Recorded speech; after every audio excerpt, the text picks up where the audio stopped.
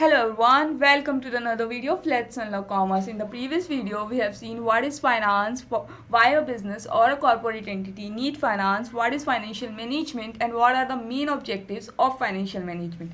In this video, we will see what are the major sources of finance from where a business or a corporate entity can meet their financial requirements.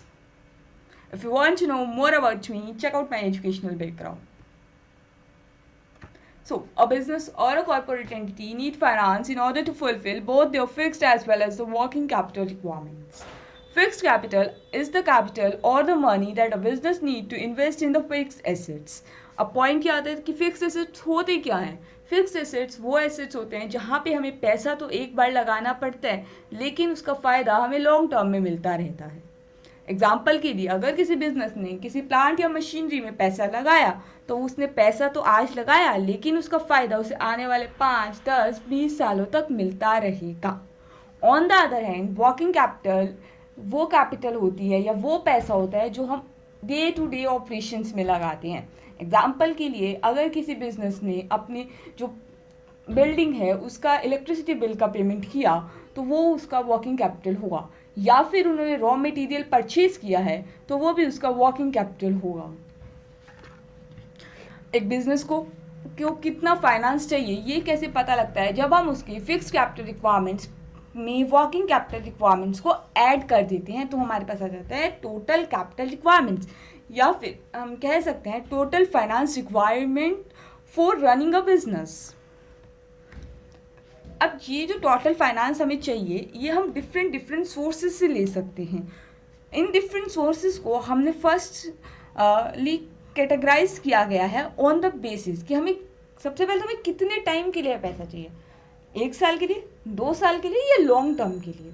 उसके बाद हम पैसे हमें खुद से मिल जाएगा या फिर हमें किसी का लेना पड़ेगा. तो ये हो गया on the basis of ownership कि हमारा पैसा है, हमारा ही सामान है, तो ठीक है, ओनर्स फंड है. अगर हमने किसी से लेकर लगाया तो बोरोड फंड है. थर्ड, सोर्स ऑफ जनरेशन के इंटरनली है, यानी कि ऑर्गेनाइजेशन के अंदर हो गया, या बाहर जाके हमें बैंक से मांगना पड़ा या हमें लोगों से मांगना पड़ा, या एक्सटर्नली है. तो हमने फर्स्ट ऑफ ऑल फाइनेंस के सोर्सेज को 3 बेसिक कैटेगरीज में डिवाइड किया है, पीरियड के बेसिस पर, ऑनरशिप के बेसिस पर और सोर्स ऑफ जनरेशन के बेसिस पर. अब हम इनको एक एक करके देखेंगे. In today's video we will see on the basis of source of generation, and in the upcoming videos we will see the remaining 2. So on the basis of source of generation, जो business में जो finance की requirement होती है उसको हमने 2 types में divide किया. इंटरनल यानी कि ऑर्गेनाइजेशन के अंदर से, एक्सटर्नल यानी कि हम बाहर जाके किसी को बोल रहे हैं भाई हमें पैसा चाहिए, हमें पैसा दे दो. So let us see the internal sources of finance. सबसे पहले आता है इक्विटी शेयर्स. इक्विटी शेयर्स क्या होते हैं? बेसिकली इक्विटी शेयर्स में एक कंपनी क्या करती है, अपना एक शेयर इशू कर देती है मार्केट में. जो भी लोग उस शेयर को परचेज करते हैं एट अ सर्टेन प्राइस, वो पैसा तो कंपनी के पास आ जाता है और वो जो लोग होते हैं वो भी कंपनी के ओनर्स बन जाते हैं. तो इसे हम कहते हैं इक्विटी शेयर्स. ये जो ओनर्स होते हैं ये उस कंपनी में सबसे ज़्यादा रिस्क टेकर्स होते हैं, क्योंकि इनको कुछ फिक्स्ड पैसा इन रिटर्न नहीं मिलना कि हाँ चलो हमने इक्विटी शेयर्स ले लिया, हमें 5% या 10% उसके प्रॉफिट का मिलेगा, ऐसा कुछ नहीं होगा. इक्विटी शेयर्स वाले सबसे ज़्यादा रिस्क लेते हैं, क्योंकि इन्हें अगर कुछ बचा तो इन्हें मिल जाएगा, अगर कुछ नहीं बचा तो इन्हें नहीं भी मिल सकता. तो क्योंकि ये मालिक है ना, अब ऐसा तो नहीं है कि किसी दुकान का मालिक कहेगा यार मेरे को तो ना 50,000 रुपये महीना चाहिए. अब उसको 50,000 महीना हर महीने मिले ऐसा ज़रूरी नहीं है. प्रॉफिट होगा तो मिल जाएगा, नहीं होगा तो नहीं मिलेगा. तो सिमिलरली केस होता है इक्विटी शेयर होल्डर्स के पास. अब इनकी मेरिट्स और डीमेरिट्स देखते हैं. परमानेंट कैपिटल होती है कंपनी के लिए, कंपनी को वो कैपिटल रिटर्न नहीं करनी होती, क्योंकि अगर उन्होंने मालिक ही बना दिया तो अब मालिक का पैसा तो कौन ही वापस देता है ना. सेकंड है उनके पास वोटिंग राइट्स होते हैं, इंपॉर्टेंट डिसीजंस जो कंपनीज के होते हैं उसमें वो लोग पार्टिसिपेट कर पाते हैं, अपने पॉइंट ऑफ व्यू को रख पाते हैं। थर्ड चीज़, उनको कोई एक्स्ट्रा चार्ज नहीं देना पड़ता कि अगर मान लो मैंने किसी कंपनी का इक्विटी शेयर खरीदा, कल को मुझे वो इक्विटी शेयर किसी और को देना है तो वो मैं ट्रांसफ़र कर सकती हूँ, मुझे उसके लिए कोई एक्स्ट्रा चार्जेस पेमेंट नहीं करनी है। Fourth is credit worthiness. इससे कंपनी की क्रेडिट वॉर्दीनेस पे बहुत ज़्यादा फ़र्क पड़ता है। अगर एक कंपनी के इक्विटी शेयर का प्राइस धीरे धीरे ग्रोथ होती जा रही है, प्राइस बढ़ता जा रहा है, तो उस कंपनी की क्रेडिट वॉर्दीनेस को अच्छा माना जाता है। और नो फिक्स डिविडेंड, कंपनी को कोई टेंशन ही नहीं है, कोई झमेला ही नहीं है, कुछ फिक्स्ड हमें देना ही नहीं है। अगर हमें प्रॉफिट हुआ तो दे देंगे, नहीं हुआ तो नहीं देंगे, कुछ ऐसा सर पे टेंशन लेने वाली चीज़ है ही नहीं। अब इतनी सारे फायदे तो किसी चीज़ के सिर्फ हो नहीं सकते, कुछ तो डीमेरिट्स भी होंगी। अब कंपनी के लिए तो ये फ़ायदा है कि उसे कुछ फिक्स डिविडेंड नहीं देना, लेकिन एक इन्वेस्टर जो इक्विटी शेयर्स खरीद रहा है, जो उसमें इन्वेस्ट कर रहा है, उसके लिए तो ये नुकसान है। क्यों? क्योंकि अब उसको तो फिक्स्ड इनकम नहीं हो रही ना, उसको तो पता ही नहीं है कि उसको 1 साल बाद कुछ इनकम होगी भी या नहीं, तो उसके लिए ये नुकसान है। सेकेंड, जो मार्केट में वोटेलिटी आती रहती है, यानी कि मार्केट में जो अप्स एंड डाउन्स आते रहते हैं, जो बिजनेस साइकिल होती है हमारी बून और बेन की, उससे ये बहुत ज़्यादा इम्पैक्ट होते हैं। अगर बूम होगा, कंपनी की ग्रोथ हो रही होगी, तो इक्विटी शेयर का प्राइस भी बढ़ जाएगा, लेकिन रिवर्स भी हो सकता है। इन्फ्लेशन, अब सपोज करो हमें जो मार्केट प्राइस में इंक्रीज हो रहा है वो तो 4% से हो रहा है, लेकिन इन्फ्लेशन 6% आ गई तो इन्फ्लेशन का रिस्क भी इक्विटी शेयर्स को रहता है। और अगर हम एक कंपनी ज़्यादा से ज़्यादा इक्विटी शेयर्स इशू करती रहेगी, कैपिटल को इक्विटी शेयर्स के थ्रू रेस करती रहेगी, तो उसके जो वोटिंग राइट्स हैं वो भी क्या हो जाएंगे, बढ़ते जाएंगे, डाइल्यूट होते जाएंगे। हाई कॉस्ट, इक्विटी शेयर्स को इशू करते वक्त कंपनीज को काफ़ी सारी कॉस्ट पेमेंट करनी पड़ती है, लाइक अंडरराइटर्स, कमीशन या फिर ब्रोकरेज एक्सेट्रा। और हर एक इन्वेस्टर्स इतना आइडल नहीं होता कि वो रिस्क लेगा ही लेगा, कुछ लोग रिस्क एवर्स भी होते हैं, उनको नहीं पसंद है रिस्क लेना, तो इक्विटी शेयर्स उनके लिए कोई फ़ायदा नहीं है। नेक्स्ट जो हमारा आता है इंटरनल सोर्सेज ऑफ फाइनेंस में, that is retained earning. Retained earning क्या होता है, हमारा जो प्रॉफिट होता है उसमें से जब हम सारे के सारे खर्चे को घटा देते हैं, अब खर्चा कौन कौन सा होता है, लाइक डेप्रिसिएशन हो गया, हमारे पास इंटरेस्ट पेमेंट जो हमने करी है, या फिर हमारे जो ऑपरेटिंग एक्सपेंसेस होते हैं, इन सबको जब हमने घटा दिया, जो पैसा हमारे पास सबसे लास्ट में बचता है वो हमारा एक्चुअल अर्निंग्स होता है। अब उस अर्निंग में से भी जब हम इक्विटी शेयर होल्डर्स को अगर हम डिविडेंड देना चाह रहे हैं, वो डिविडेंड भी जब हम घटा देते हैं, तो जो बचा हुआ पैसा होता है वो हमारे पास होता है रिटेन्ड अर्निंग। तो कई बार हमारे पास खुद के पास इतना पैसा बच जाता है कि हम उसको बिजनेस में लगा सकते हैं, हमें किसी से मांगने की कोई ज़रूरत नहीं होती। तो जब हम उस पैसे को बिजनेस में लगाते हैं तो उसको हम बोलते हैं internal financing through retained earning, या फिर प्लगिंग बैक ऑफ प्रॉफिट्स। इसके भी काफ़ी सारी मेरिट्स और डीमेरिट्स हैं। मेरिट्स तो सबसे बड़ा ये है कि हमें किसी से मांगना नहीं है, हमारा कोई खर्चा नहीं आया, हमारी कॉस्ट बच गई है, हमारी फाइनेंशियल एक स्टेबिलिटी स्ट्रॉन्ग हो गई है, क्योंकि हमें पता है कि हम इतने स्टेबल हैं कि हम अपना खुद का को फाइनेंशियली सपोर्ट कर पा रहे हैं। या फिर हमारा एक एज अ सिक्योरिटी काम करता है कि अगर कोई हमारे बिजनेस में पैसा लगाना चाहेगा ना, तो वो ये देखेगा कि अच्छा इनकी लिक्विडिटी बहुत ज़्यादा है, तो ये पैसा देने रिटर्न करने में कैपेबल है, तो हम इनको पैसा दे देते हैं।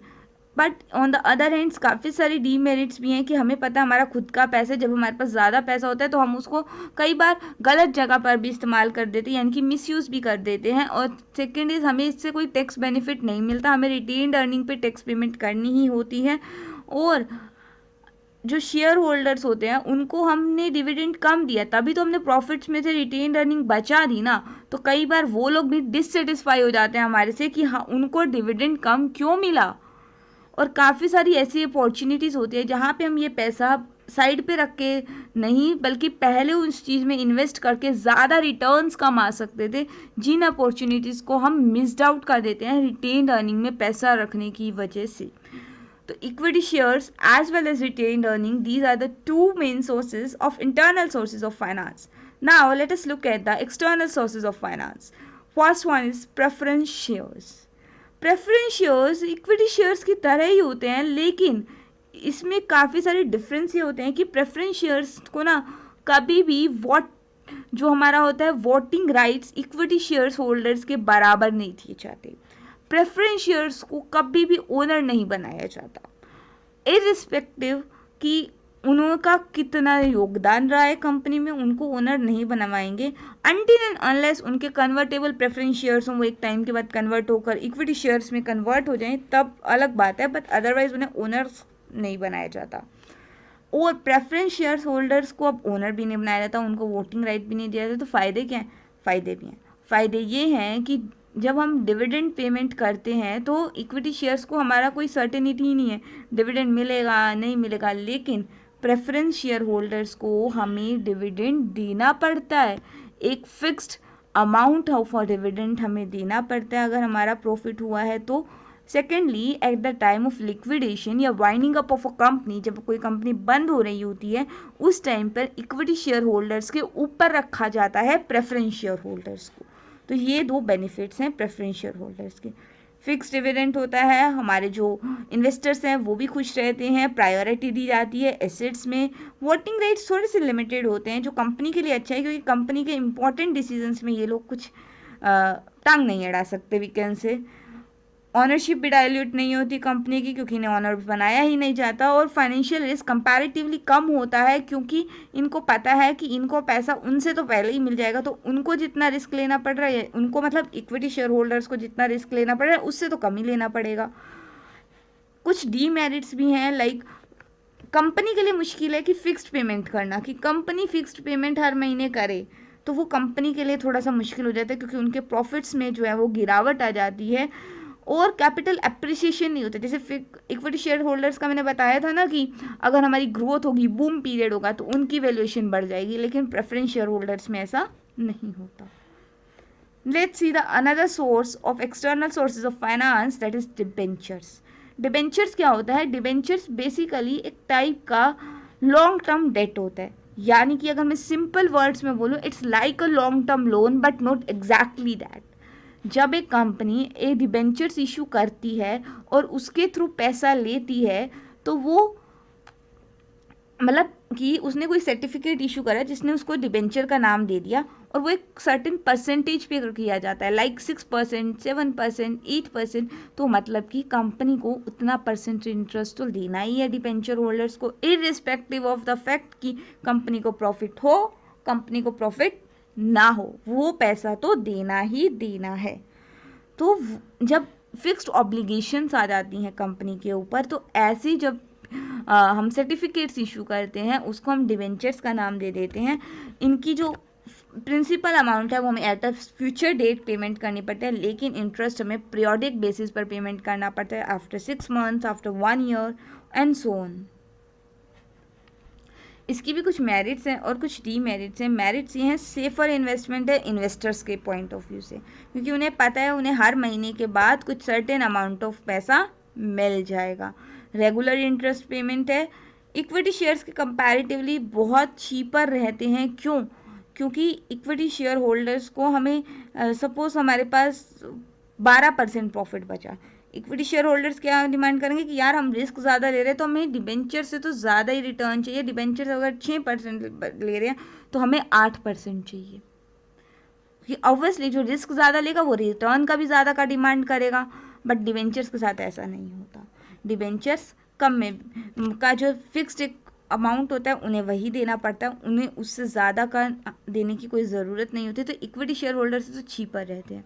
कुछ डीमेरिट्स भी हैं, हमें रेगुलर इंटरेस्ट पे करना पड़ता है, irrespective of the facts profit हो या ना हो।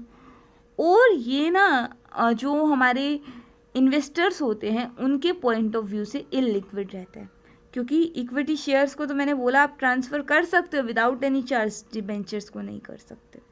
तो जो हमारे इन्वेस्टर्स हैं उनके पॉइंट ऑफ व्यू से ये इलिक्विड रहता है। और अगर कंपनी वाइंडिंग अप हो गई तो after paying the winding expenditures और the important credit secured creditors I can say, तब पैसा बचता है, तभी डिवेंचर्स को मिलता है। अगर नहीं बचता तो नहीं मिलता, इसलिए एक अनसिक्योर्ड बॉन्ड्स है। Let's see the another source of finance, that is lease financing. Lease financing में क्या हो रहता है कि irrespective of purchasing a asset, a company can take that asset from the lease on a lease from a different company, use that asset and pay a certain amount of rent on that asset to that company from it is purchased. Simple भाषा में समझते हैं कि अगर मेरे को मान लो मेरी कंपनी में मुझे एक मशीन चाहिए, मेरे पास पैसा नहीं है कि मैं उस मशीन को खरीद सकूं, मैं जाऊंगी किसके पास, जिसके पास वो मशीन होगी, मैं उसे कहूंगी कि चल तू मुझे ये मशीन दे दे, बदले में मैं तुझे हर महीने कुछ पैसा देता रहूँगा जब तक मैं ये मशीन यूज़ करूँगा, जब मेरे को मशीन का काम मेरा ख़त्म हो जाएगा तो तू अपनी मशीन वापस ले लियो।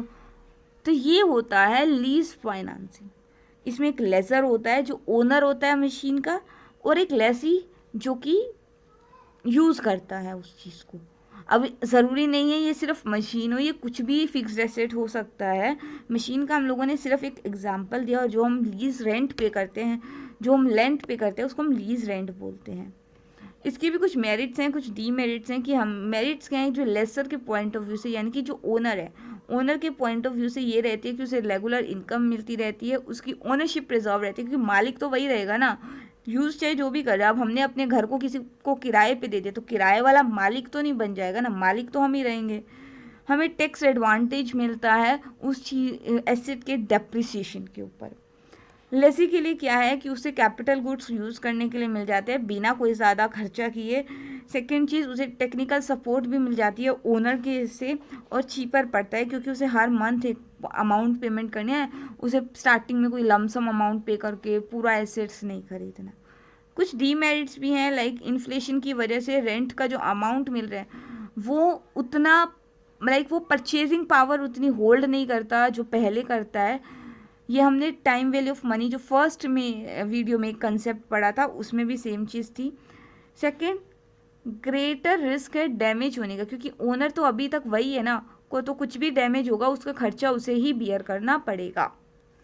लेसी के लिए क्या हो जाता है कि उसके पास ओनरशिप कभी भी नहीं आ सकती, इरिस्पेक्टिव ऑफ द फैक्ट कि लीज कॉन्ट्रैक्ट ख़त्म होने पर वो ओनरशिप डिमांड करे, उसके पास ओनरशिप नहीं आएगी। उसको कई बार कॉस्टली भी पड़ जाता है, क्योंकि अगर हम कंपाउंडिंग इफेक्ट देखें तो लीज रेंट हो सकता है क्या पता वैल्यू जो एसेट की ओरिजिनल वैल्यू हो उससे भी ज़्यादा बढ़ जाए।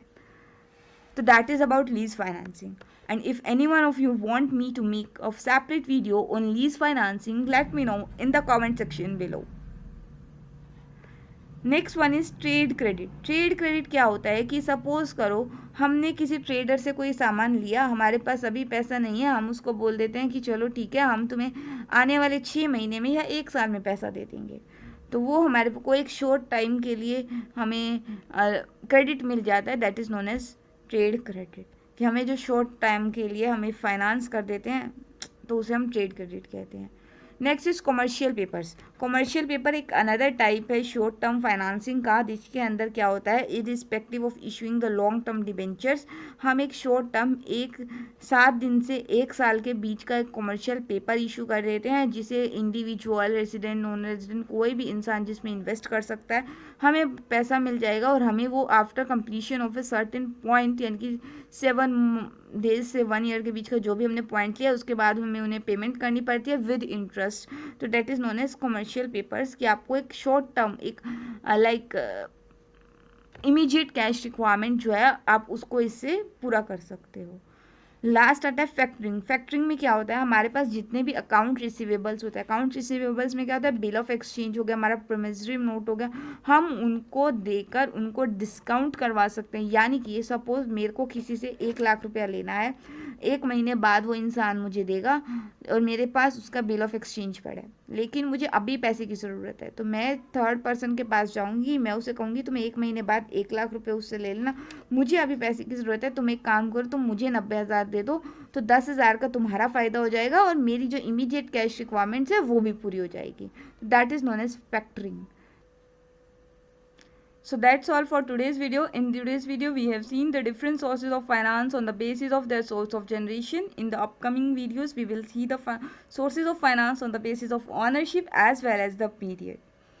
If you like the video, do like, share and comment below, And if you want me to make a video on any of the topic related to finance, let me know in the comment section, and do hit the subscribe bell icon in order to get the notification of